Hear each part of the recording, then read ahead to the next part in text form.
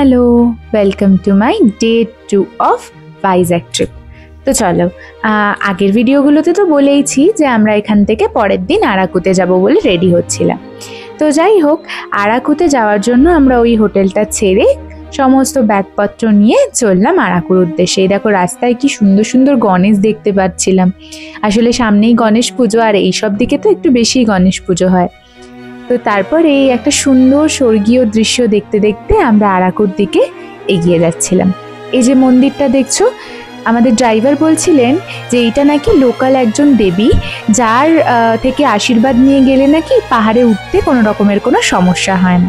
তো যাই হোক, সেখান থেকে প্রণাম করে আমরা আবার চলেছি আরাকুর দিকে। কি অস্বাভাবিক সুন্দর লাগছে না? দেখে মনে হচ্ছে মেঘগুলো যেন নিচে নেমে এসেছে পাহাড়ের ওপরে। আর আমি ভাইজ্যাকে এসে প্রথম দেখলাম কত বাদর এখানে, দেখো। আর বাদরগুলোর সাইজগুলো না অদ্ভুতভাবেই বড্ড ছোট, খুব একটা বড় না, মানে আমরা যেরকম সাইজের বাদর দেখি সেরকম সাইজের না, বড্ড ছোট ছোট। যাই হোক, তারপরে আবার আমরা অনেকটা পথ যেতে হবে, সেটার অপেক্ষায় রয়েছি যে কখন আমরা আরাকুতে পৌঁছাবো, কারণ মেন জিনিসপত্রগুলো কিন্তু আরাকুতেই রয়েছে।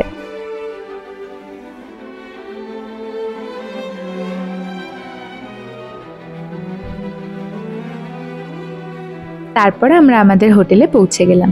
হোটেলে গিয়ে ফার্স্টেই চেক ইন করছিল রোহান, আর আমি, মানি আর বাপি তিনজন মিলে এখানে একটুখানি ভিডিও করে নিচ্ছিলাম।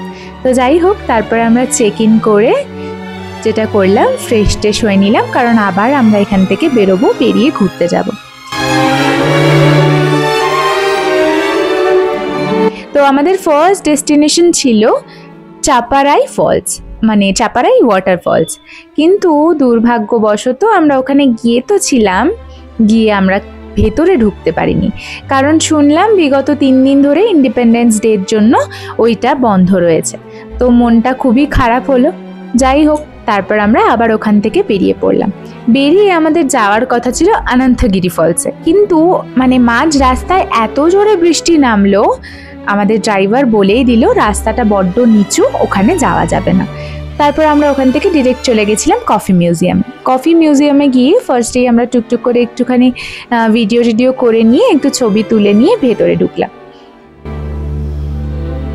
তো এই যে দেখছো, এইগুলো নাকি চেয়ার ছিল। যাই হোক, তারপর আমরা ভেতরে ঢুকে দেখলাম ভীষণ সুন্দর সুন্দর কিছু জিনিস রয়েছে ওদের নিজেদের বানানো। তো এখানে এসে বিপদ হচ্ছে, দেখো আমি না বারবার ইশারা করে বোঝাচ্ছিলাম, আসলে ওনারা বলছেন ইংলিশ বলতে, কিন্তু ইংলিশ বললে বুঝতে পারছেন না। তো যাই হোক, তারপর আমরা ওখানে এই সুন্দর সুন্দর জিনিসগুলো দেখছিলাম। দেখো কি সুন্দর না?